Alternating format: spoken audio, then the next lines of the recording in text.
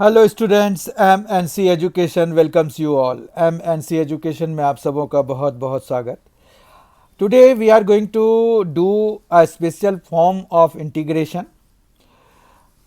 Integration का एक बहुत ही स्पेशल फॉर्म होता है हमारे पास, जिसमें कि ऊपर आप देखिए पी एक्स प्लस क्यू है और नीचे A x square plus B x plus C है।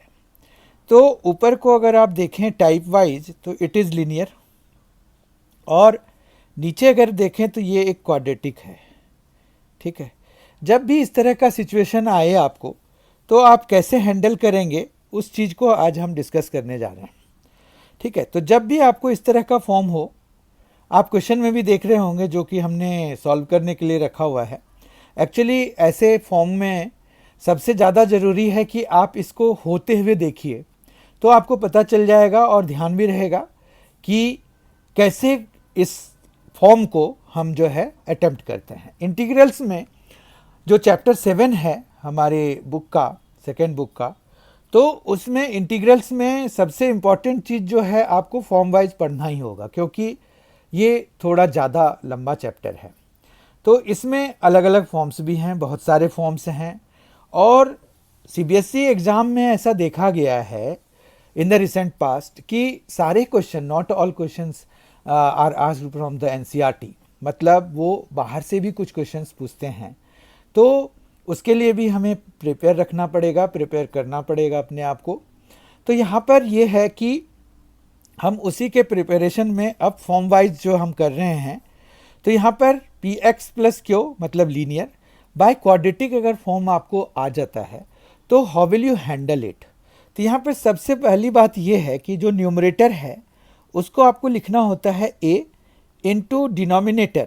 डिनोमिनेटर को हम डी और पावर में आर जैसा लिखते हैं, इसका डिफ्रेंसिएशन, ठीक है, और प्लस बी लिख देते हैं।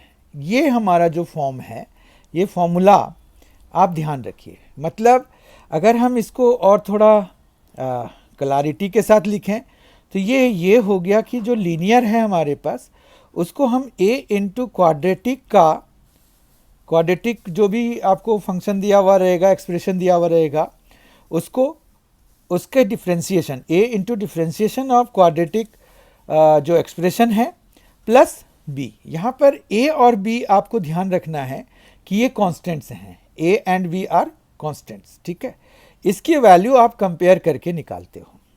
Late us try to understand it with the help of an example है। बहुत ज़रूरी है, बिना एग्जाम्पल के समझने में थोड़ी दिक्कत आएगी इसको।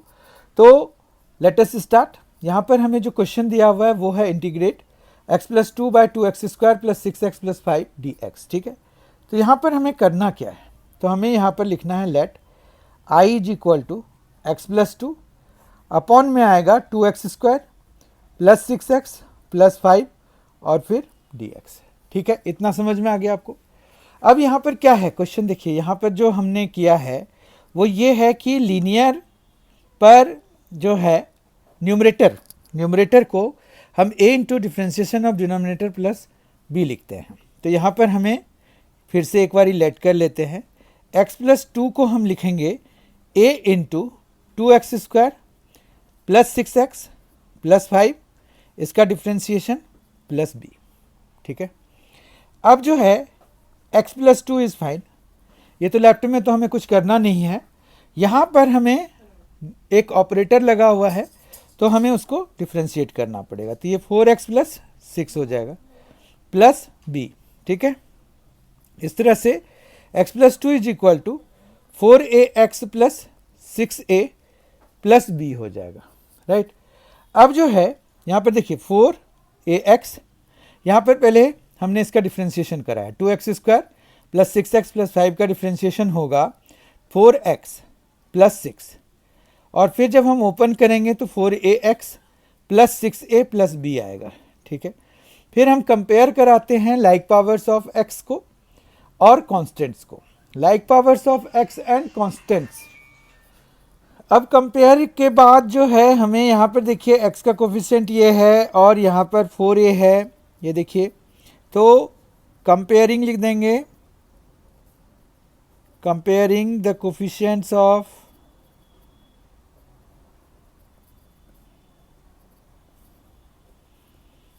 x and the constant on both sides we obtain, हमें क्या मिलेगा? तो यहाँ पर जब आप कंपेयर करेंगे तो यू विल सी कि 4a इज इक्वल टू 1 मिल गया। यहाँ से आप सीधा सीधा a की वैल्यू निकाल सकते हैं 1/4, ठीक है। फिर 6a प्लस b जो है वो किसके बराबर है? वो 2 के बराबर है।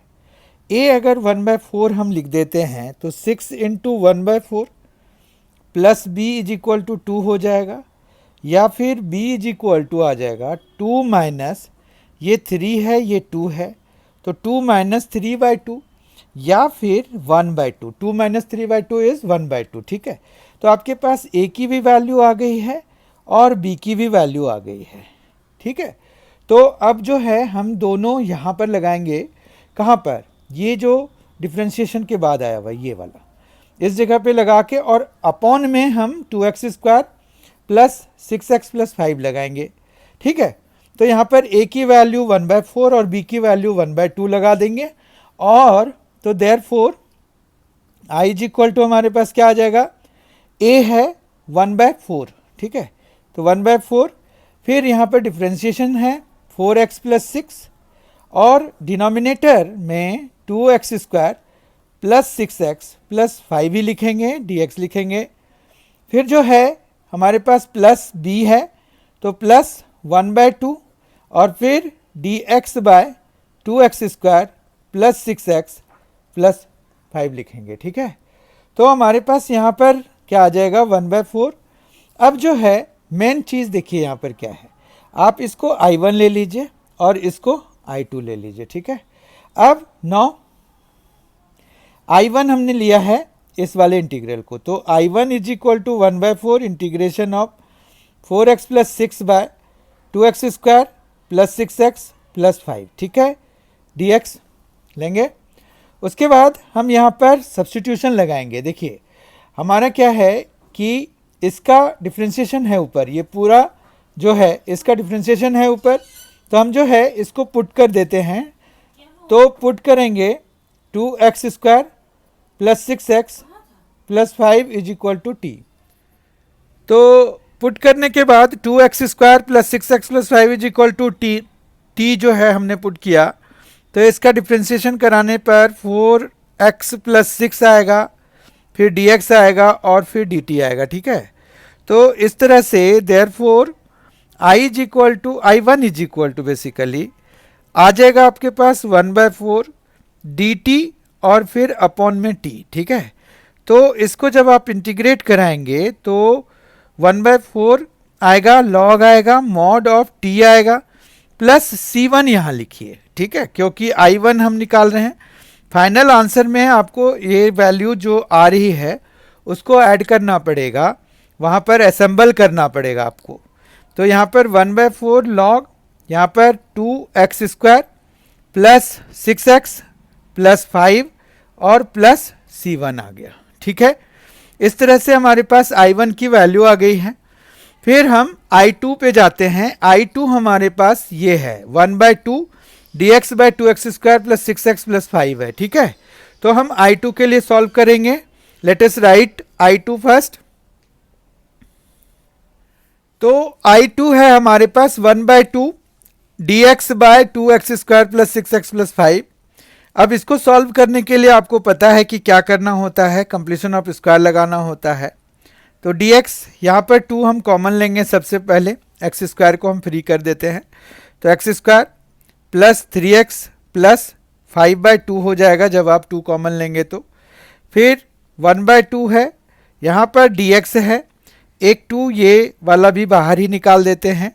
Being a constant can be kept out of integral sign, तो हमने इंटीग्रल ऑपरेशन के बाहर कर दिया। x² plus 3x is there plus 3/2, मतलब जो मिडिल टर्म है, मतलब x है, उसका कोफिशिएंट क्या है? 3 है। 3 को 2 से डिवाइड करके स्क्वायर करा करके ऐड करना होता है इसमें। फिर इसको आगे चल के सब्ट्रैक्ट भी कराना होता है ताकि आपका क्वेश्चन चेंज ना हो जाए। इस तरह से ये 1/4 आ चुका है आगे इंटीग्रेशन के और इंटीग्रल साइन के, और ये जो है यहाँ से यहाँ तक एक होल स्क्वायर में कन्वर्ट हो जाएगा, वो होगा x प्लस 3/2 का होल स्क्वायर और प्लस 5/2 है माइनस 9/4 है। ठीक है, इतना समझ में आ गया।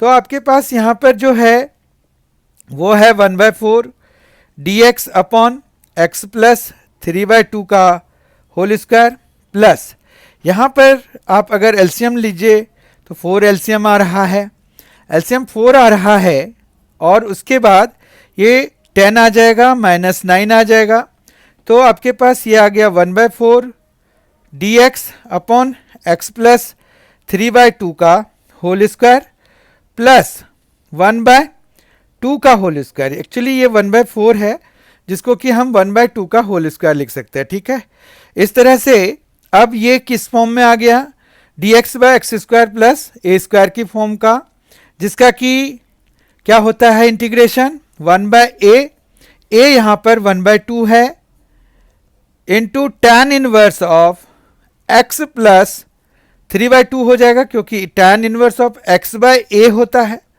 तो ये कुछ इस तरह का होगा।